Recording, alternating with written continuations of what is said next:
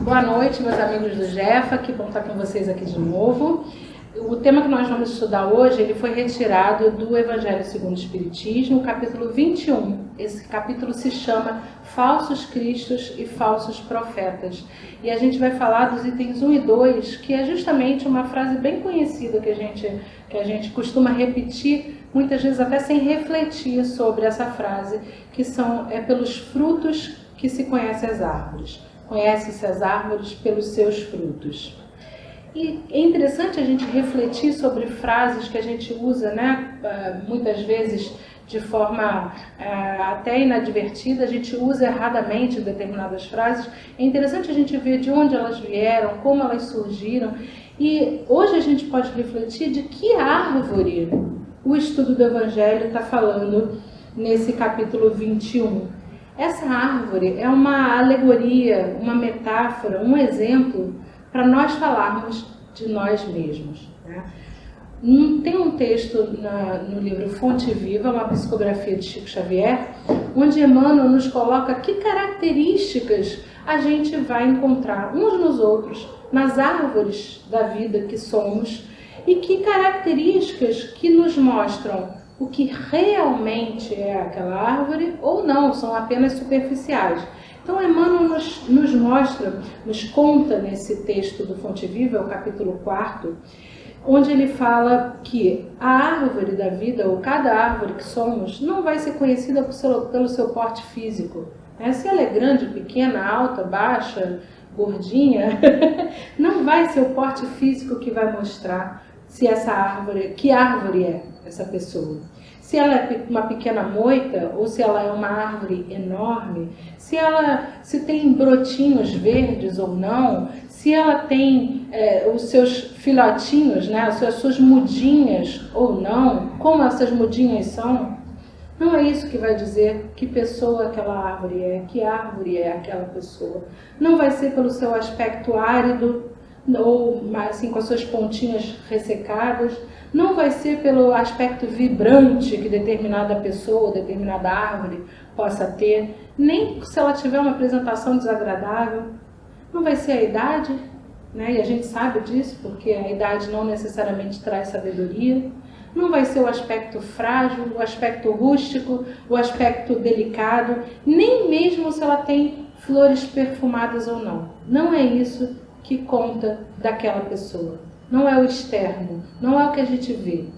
Emmanuel nos esclarece que a árvore ela será conhecida pelo seu interior, né? Pelos seus frutos, sim, mas frutos no sentido da ação que ela produz.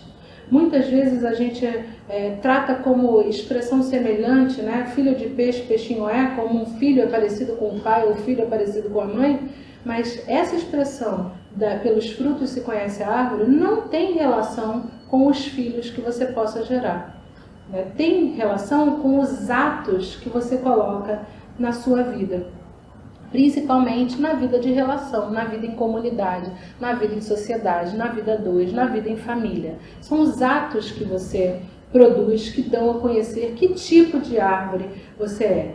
E é interessante porque eu lembrei, quando fazendo esse estudo, que não sei se vocês tiveram já a oportunidade de ver, ou até mesmo por foto, uma horta, né, onde as pessoas semeiam ali determinadas sementinhas, e para não ter que ficar esperando nascer a sementinha para descobrir se aquele canteiro é de mostarda ou se aquele canteiro é de morango, eles botam uma plaquinha dizendo mostarda, uma plaquinha dizendo morango, ou até espetam um pauzinho com a embalagenzinha da semente para dizer o que está plantado ali.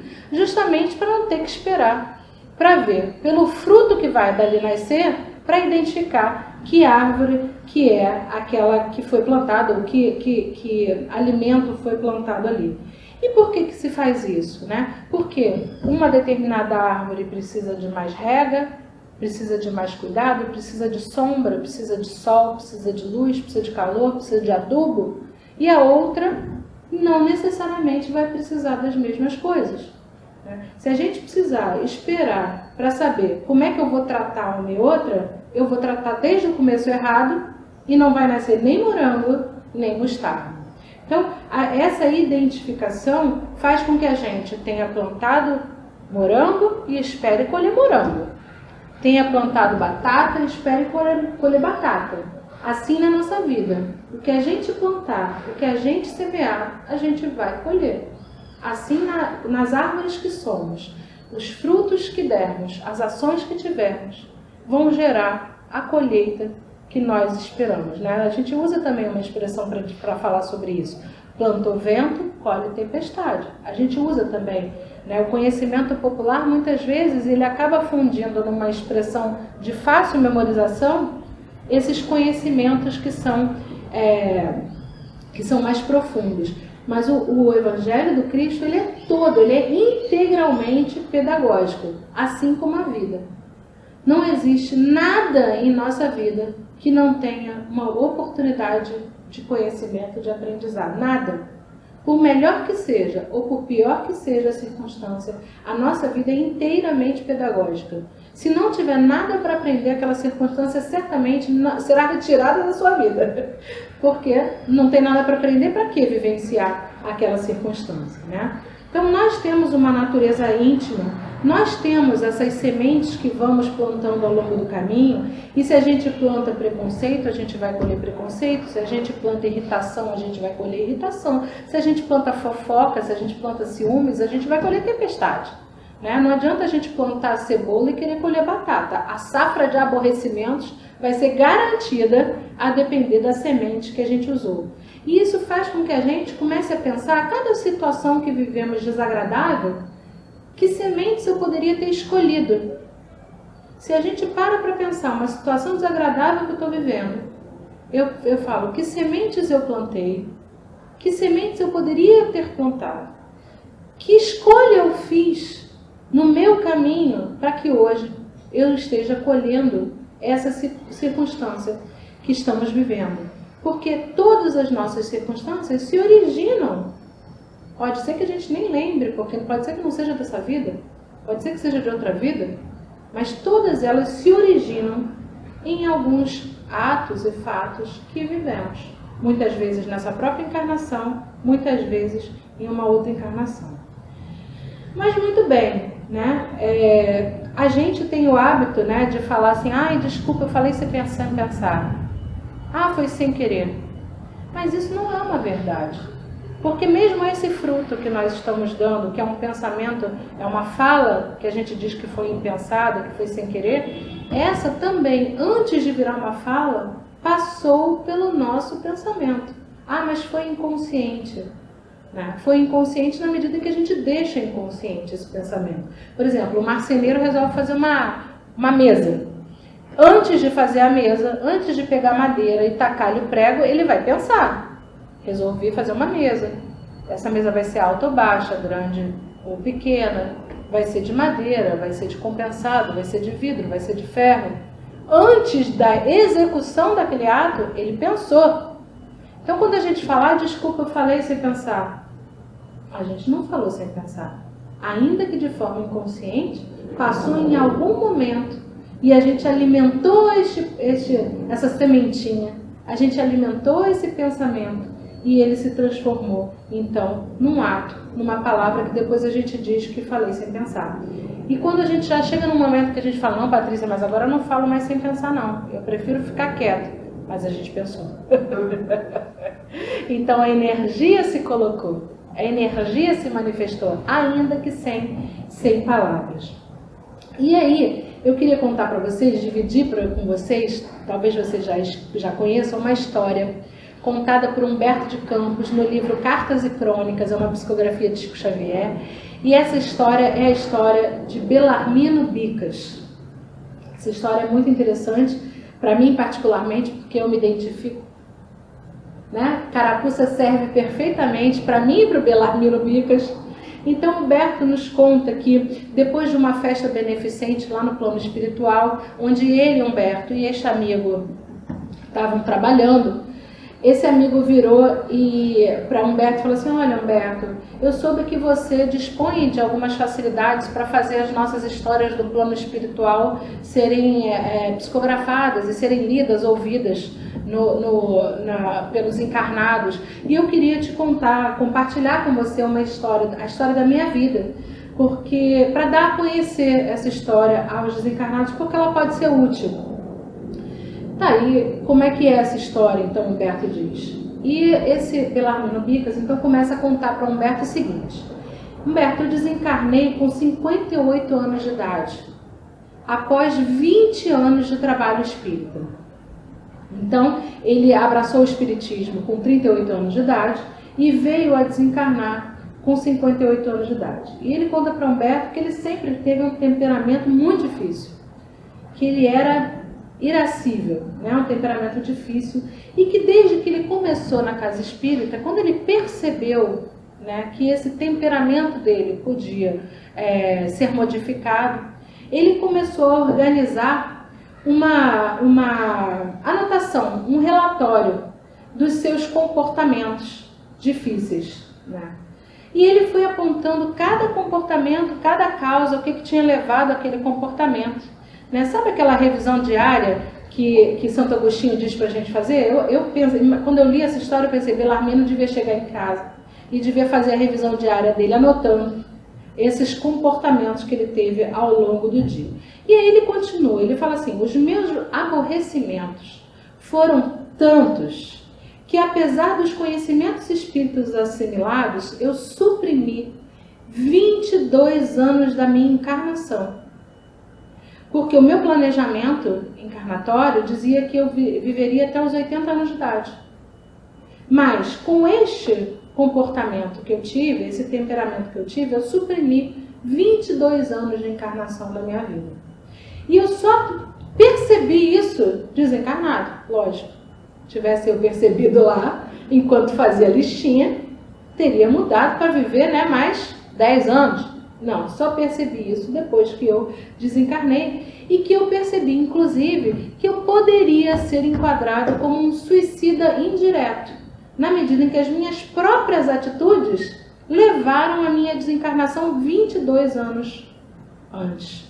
Olha que interessante, ele já era espírita, passou 20 anos na doutrina espírita. E ele não percebeu que esses aborrecimentos desnecessários, essas brigas, essas contentas, né? Ele não percebeu que tudo isso vinha consumindo o seu corpo físico. E como é que isso acontece? Acontece com a gente. Eu tive uma reunião essa semana que no final da reunião eu estava com pressão em 20, com captopril embaixo da língua. Os nossos aborrecimentos consomem a nossa saúde. E, consequentemente, consomem. Eu fui ter meu primeiro fio de cabelo branco com 25 anos de idade, a minha mãe com 45. Os nossos aborrecimentos consomem a nossa vida e a nossa saúde. E então Belarmino continua: olha, quando eu cheguei aqui, que eu examinei, eu percebi que essa história deveria ser contada, né, para quem ainda está encarnado, que ainda tem tempo de fazer essas modificações. Porque quantos tesouros eu perdi nesses 22 anos que eu ainda teria de vida, né? Por besteira. Então Belarmino pede a Humberto que conte o seu caso e entrega a Humberto, né? Logicamente não materialmente, mas entrega a história, entrega a Humberto as suas anotações, né? Então Belarmino conta assim: foi minucioso, foram 1811 razões de aborrecimento, de contrariedades em família. Achei até pouco, 1811, né? 906 indisposições dentro de casa por conta de questões de alimentação e de higiene. Lavou a louça, não lavou a louça, vou comer isso hoje, não tem aquilo. 906. Achei pouco. Eu consegui, acho que um pouco mais. 1614 alterações com a esposa. Por divergências domésticas. Bobeirinha. Achei pouco. Olha eu lendo isso. 1801, desgostos com filhos, genros e noras. Achei pouco. Aqui eu já estava assim, caramba, se o Belarmino consumiu 22 anos da encarnação, imagina quanto que eu já consumi, não é? 3.711, descontentamento, só ficou chateado, triste com netos. 1.115, choques com palavras ou sem palavras com o chefe. 1333, incompatibilidade. Não é que ele discutiu, brigou, incompatibilidade. Se você pensa uma coisa, eu penso outra, com colegas de trabalho. 1012, reclamações com fornecedores e lojistas, em casos de pequena importância. Não é que ele entrou com uma ação, não. 1012, reclamações. Eu não gostei, isso chegou amassado, coisa que vale. 614, mal-entendidos com vizinhos. 315, pequenos ressentimentos com amigos íntimos. 1089, melindres, ficou incomodadinho com o descaso de empregados de diversas instituições. Eu fui na agência da Light e a pessoa me atendeu mal. Melindres com empregados que eu nem conheço, hein? Diversas instituições. 615, aborrecimentos com barbeiros e alfaiates. Minha unha aí não ficou bem pintada. 777, desacordos com motoristas e passageiros desconhecidos em transportes públicos. Lembraram como é? No Uber, ele fala no bonde, na lotação, eu pensei logo no Uber, no táxi, no ônibus, no metrô. 777. 419, desavenças com leiteiros e padeiros. 820, desconforto, só um desconforto com um garçom no restaurante. 211, ofensas, né, que ele achou que eram ofensas, de serviços públicos, telefonia. 90, por motivo de controvérsia em casas de diversão. 815, vezes que ele bufou, só ver assim, bufou, por opiniões alheias em questão de religião. 815 vezes ele bufou só com os amigos espíritas, só com os amigos não espíritas. 217, por incompreensões com irmãos de fé. 901 vezes, olha, essa para mim foi lacradora. 901 vezes que, por engano ou inquietação, diante de pessoas ou problemas imaginários que nem chegaram a acontecer, com a perspectiva de que pudessem vir a acontecer e que nunca aconteceram. 901 vezes que ele se aborreceu. Problemas imaginários, pessoas ilusórias, desconhecidas, que nunca vieram a acontecer.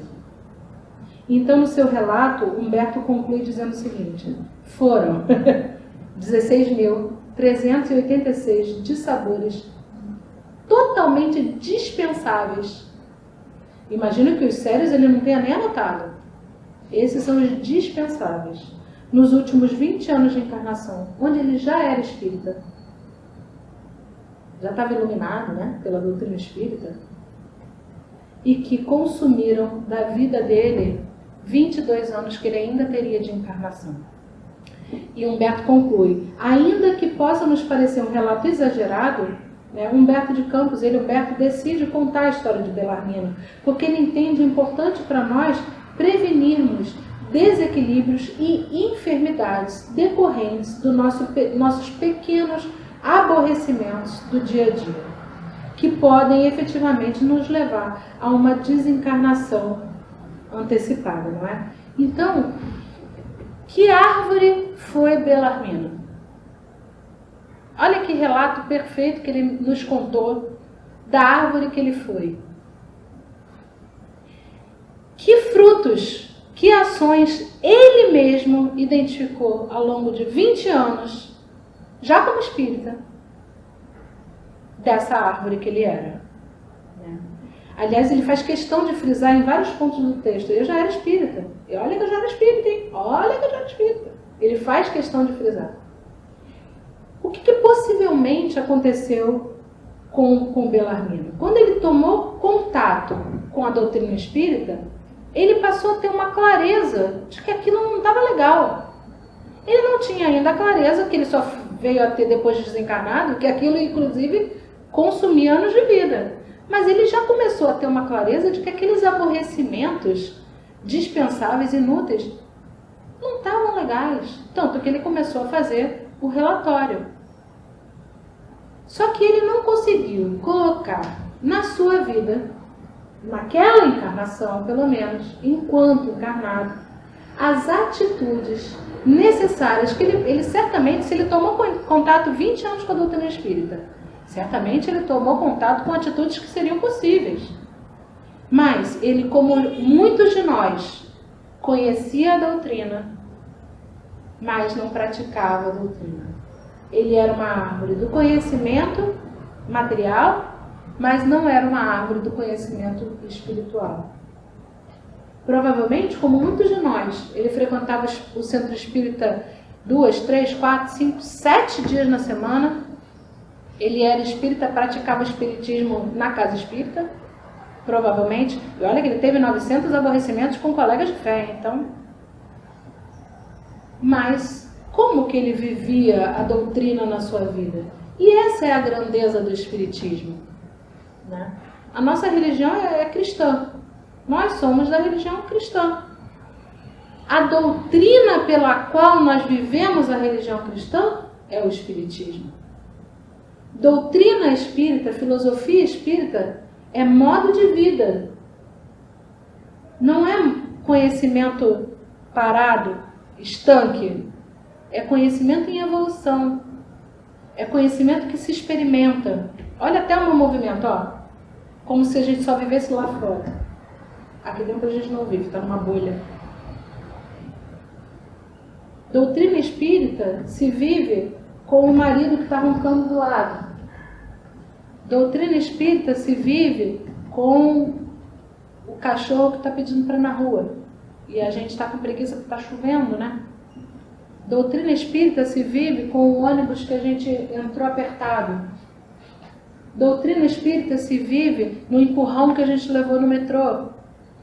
Doutrina espírita se vive com aquele colega, aquele chefe que pensa diferente da gente. Doutrina espírita se vive quando a gente usa máscara lá fora, aqui dentro, prevenindo que a gente transmita algo para as pessoas. Aí a gente vive doutrina espírita, experiencia a doutrina espírita na nossa vida. Porque enquanto ela ficar como escrita num papel, enquanto a gente não for entendendo essas histórias e como essas histórias que são contadas no Evangelho, como elas podem ser aplicadas na minha vida, como eu posso melhorar? É egoísta, hein?